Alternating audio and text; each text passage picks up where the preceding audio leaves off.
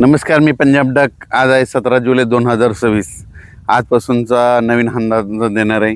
राज्यात आज 17 जुलैपासून आज बऱ्याच भागामध्ये पावसाला वाढ होत जाणार आहे, म्हणून हा अंदाज लक्षात घ्यायचा.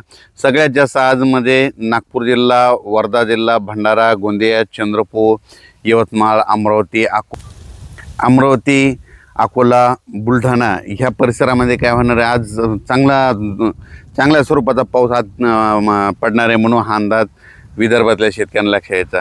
पण राज्यात आज देखील काय होणार आहे, 17 जुलैला इकडं मराठवाड्यामध्ये देखील परभणी जिल्हा, जालना जिल्हा, संभाजीनगर, बीड जिल्हा, लातूर जिल्हा, धाराशिव जिल्हा, त्याच्यानंतर सोलापूर इकडं, त्याच्यानंतर अहिल्यानगर ह्या परिसरात देखील आज 17 तारखेपासून आज बऱ्याच भागात पाऊस वाढायला सुरुवात होणार आहे, म्हणून हा अंदाज लक्षात घ्यायचा.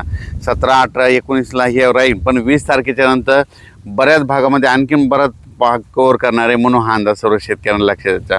त्याच्यानंतर सांगायचं झालं तर मुंबईकडं देखील काय होणार आहे, आज देखील बऱ्याच भागामध्ये पाऊस सुरू आहे, पण मुंबई, नाशिक आणि कोकणपट्टीकडे मात्र 25 तारखेनंतर मात्र जोराचा मुसळधार पाऊस पडणार आहे, म्हणून हा अंदाज मुंबईकरांनी घ्यायचा. कारण की मुंबईकडं 25 तारखेनंतर मुंबईकडं शेवटच्या आठवड्यात मात्र जोरदार मुसळधार पाऊस पडणार आहे, म्हणून हा अंदाज मुंबई, पुणे, नाशिक, त्र्यंबकेश्वर या शेतकऱ्यांनी अंदाज लक्षात घ्यायचा.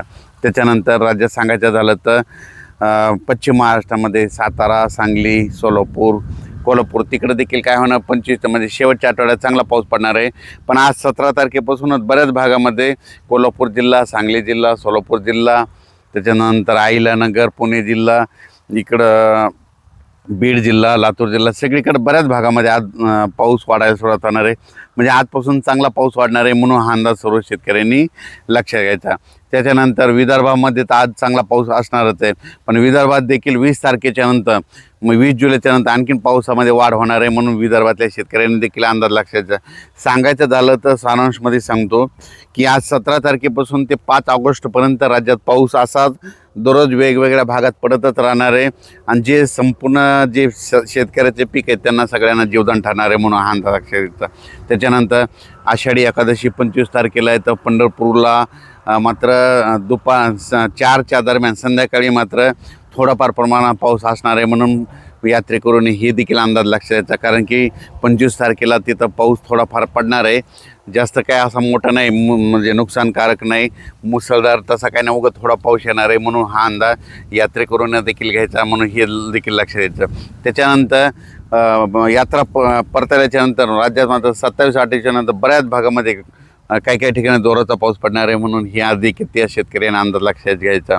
त्याच्यानंतर इकडं जळगाव जिल्हा झालं, धुळे जिल्हा झाला, नंदुरबार जिल्ह्यात देखील काय होणार आहे, आज 17पासून बऱ्याच भागामध्ये थोडाफार पाऊस वाढणार आहे, पण नंदुरबार जिल्ह्यात मात्र शेवटच्या आठवड्यात एक लो प्रेशर आहे, म्हणजे एक चक्रीवादळ आहे. चक्रीवादळ काय होणार आहे, इकडं 22-23च्या नंतर इकडं नागपूरकडून येते असल्यामुळं नागपूर, इकडं अमरावती, अकोला असं करत मध्य प्रदेशकडे जाणार आहे. मध्य प्रदेशकडून काय होणार आहे, इकडं इंदोरकडून इकडं लगेच इकडं जळगाव असा करत इकडं परत गुजरातकडे येणार आहे. गुजरातकडे येत असल्यामुळे नंदुरबारकडे येऊन तेच मुंबईकडे जाईल. त्याच्यामुळे काय होणार, नंदुरबार जिल्ह्यामध्ये शेवटच्या आठवड्यात मात्र चांगला पाऊस पडणार आहे. मग तेच पाऊस मुंबईला देखील काय होणार आहे, 25, 26, 27च्या नंतर मुंबईकडे देखील, मुंबई इकडं बोईसर त्या परिसरामध्ये, इकडं त्र्यंबकेश्वर तिकडल्या पट्ट्यामध्ये, इगतपुर इकडं संगमनेर, अकोले तिकडं देखील चांगला पाऊस पडणार आहे, म्हणून हा अंदाज लक्षात. म्हणजे सांगायचं झालं तर सध्या आता जशी 8 दिवस पावसानं उघड दिली होती तसं काही आता उघडीप नाही. फक्त राज्यात काय होणार आहे, आज 17ला एक भाग धरला तर उद्या 18ला दुसरा भाग धरणार, पुन्हा परत तिसरा भाग धरणार, असं करत सगळीकडे राज्यात पाऊस पडणार आहे, आणि सगळ्या शेतकऱ्याच्या राहिलेल्या सगळ्या ज्या पेरण्या होतील आणि सगळ्या पिकाला जीवदान ठरणार आहे, आणि कोणाचं पीक काही वाया जाणार नाही, म्हणून ही अंदाज सर्व शेतकऱ्यांना लक्षात घ्यायचा.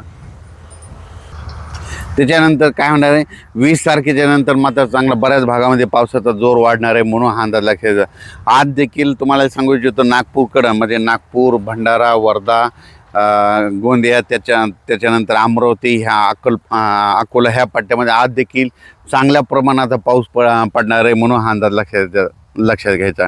त्याच्यानंतर बऱ्याच भागामध्ये आज देखील ना जे वंचित काही भाग राहिलेला, जालना जिल्ह्याचा काही भाग आहे, परभणी जिल्ह्याचा काही भाग राहिलेला, इकडं पालम भागामध्ये पाऊस नाही, तर तिकडं देखील आज 17, 18, 19च्या दरम्यान तिकडं देखील पाऊस पडणार आहे. म्हणून त्या शेतकऱ्यांनी अंदाज लक्षात घ्यायचा आणि आपण आपल्या पिकाचं नियोजन करायचं. धन्यवाद.